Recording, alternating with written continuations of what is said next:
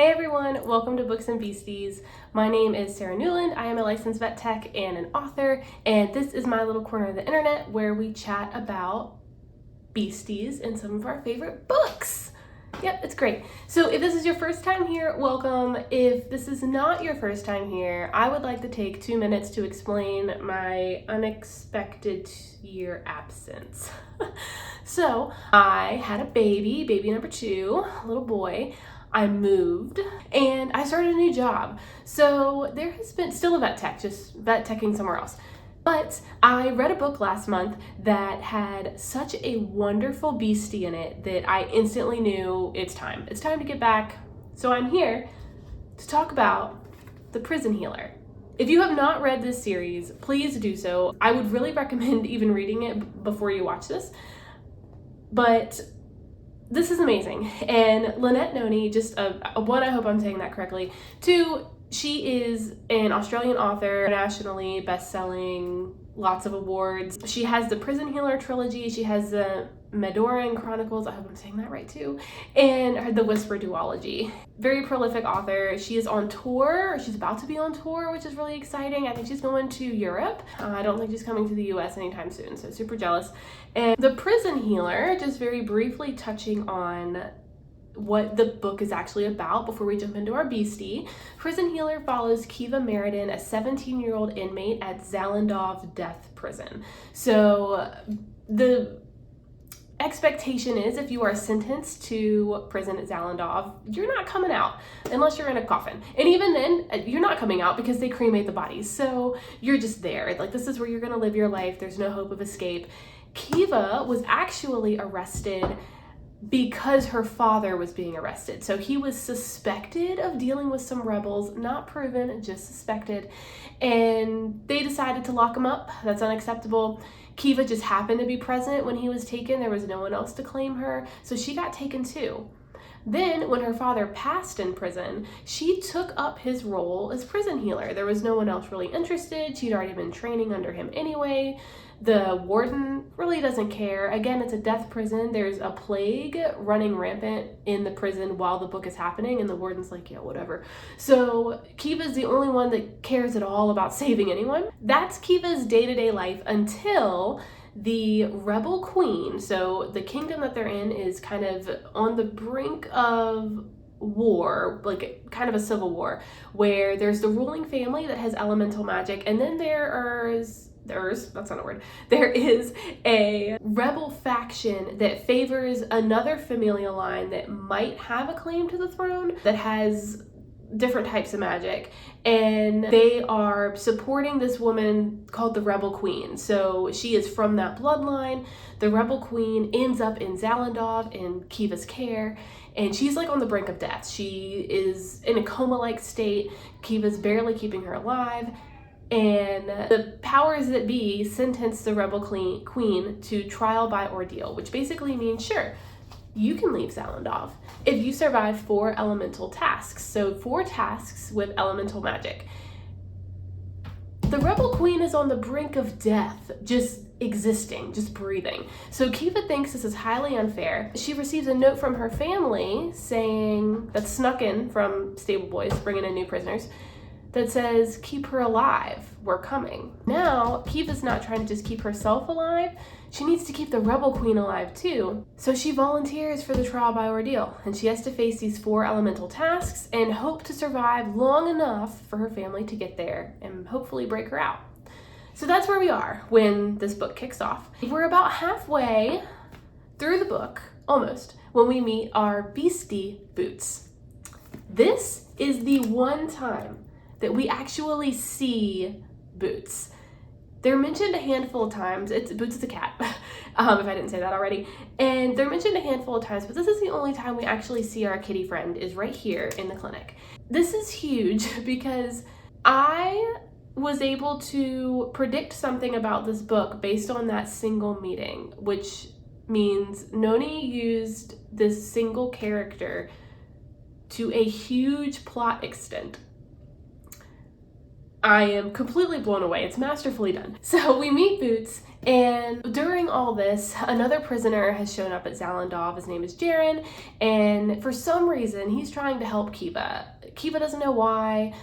He's kind of like taking sympathy on her. So as she's going through, about to face these trials, he's kind of like buddy-buddy with her. She doesn't know whether or not to trust him. In Zalindov, people are locked up for murder, theft, all kinds of things. You don't really trust anyone in Zalindov. You only trust yourself.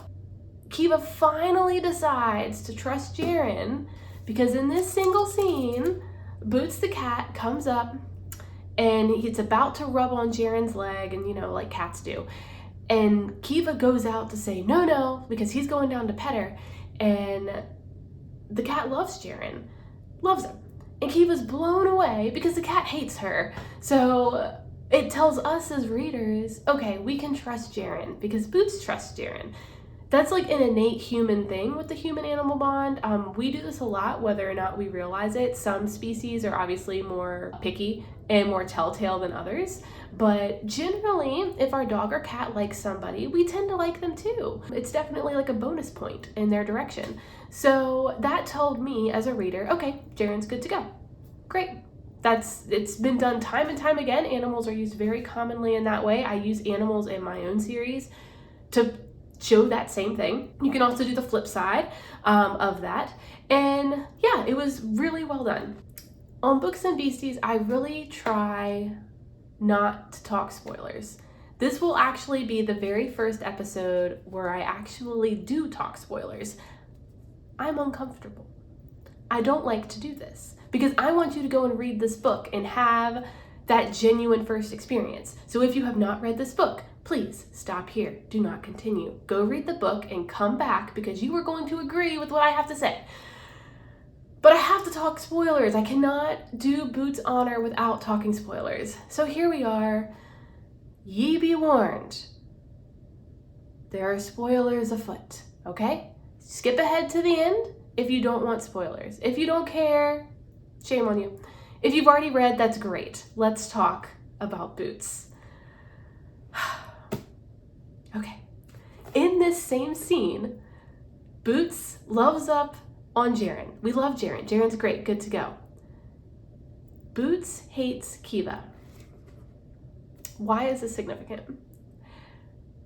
I was listening to this in my car. I heard that. I literally sat up straighter and went, oh, that's weird. Because our animal characters, they typically love our main characters because we're rooting for our main characters, and animals tend to love our heroes. So is Kiva not the hero? Is Kiva the villain? I don't know. This is the only time that we meet Boots, and I spend the rest of the book wondering whether or not I'm right, because Noni plays off the rest of the book like, yeah, we're obviously rooting for Kiva. She's in these trials. She's facing life or death ordeals. She's caring for all of these sick people in the prison, no matter where they came from, no matter if they support the rebel faction or the ruling family, or if they killed someone, or if they're in there for stealing. She doesn't care. She's trying to save them all. Kiva can't be the villain. Can she? Noni waits until the very last page. I had given up hope, okay? I met Boots, I listened to that scene, and I was like, oh my gosh, I got chills. This is the best thing ever. I really hope she's doing what I think she's doing. And by the time I got to the end, I was like, I guess I'm just reading too much into it. It was a really good opportunity. I'm really disappointed. And then the last page. And I mean the last page. Like, this is the page. These are the acknowledgments, okay? We are at the end. And Noni writes, the rebel princess was finally ready to rise.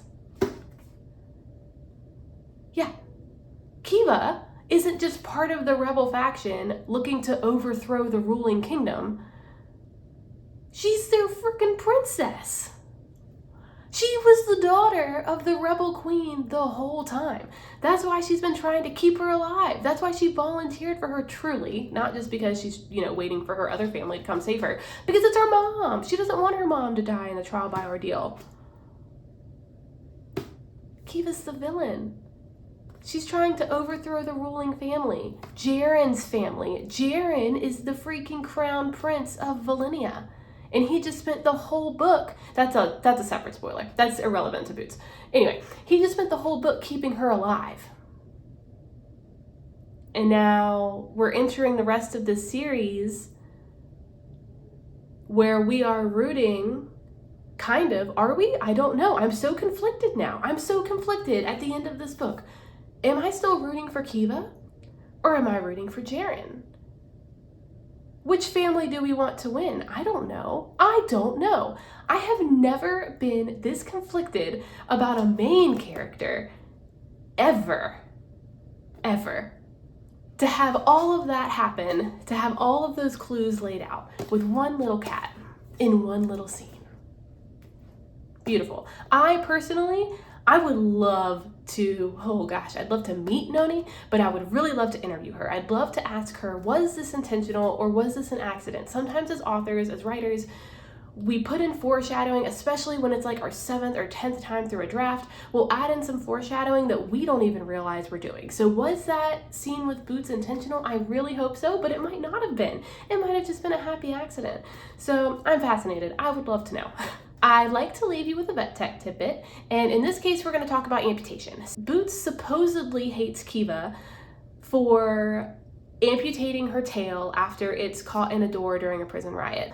As someone who works in vet med, who sees a lot of amputations, it tends to be the exact opposite. Now, typically when we see animals with really painful fractures or really severe wounds that require an amputation, they tend to be so relieved when that source of pain is gone, especially when it's chronic pain and it's been there for a while. They tend to love you afterwards. That being said, if a patient is very, very fearful of people given their history, an amputation, removing that pain may or may not change that. But I have seen 9 times out of 10, removing the source of that pain with amputation, they are so grateful, they're so comfortable, and you realize that a lot of that aggression that they might have been exhibiting was really guarding or protecting that that wound, that pain. And they tend to do really well. Cats, they don't need that tail, especially indoor cats, they're all right. And 3-legged friends get along just fine. So it's something that we see a lot of owners kind of cringe about when we recommend it, but it's often in the best interest of the animal, especially if that wound or fracture is just not going to heal with medical management.